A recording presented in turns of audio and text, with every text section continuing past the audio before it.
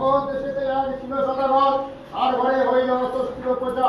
সপ্তপুত্র মানসে মহাধনে ধনী, ষষ্ঠীর পূজার মতো তাহার মণি।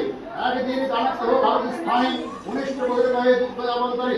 কেউ দুঃখ আমন্ত্রণী করিতে লাগিলাম, লোভে কে দুঃখ তাই আসিলাম। হাত পাশ খাইলাম আচরায় মাথা, সজাম ভাইরাল কহে কিছু কথা।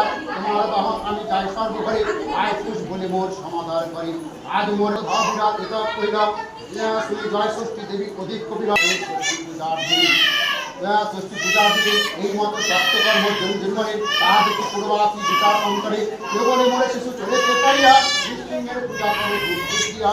কেউ বলে হইল মৃত্যু ভক্তদল, বাংলাটি দেব বলে করে কোলাহল। সদাগরের জোর করো বলে তা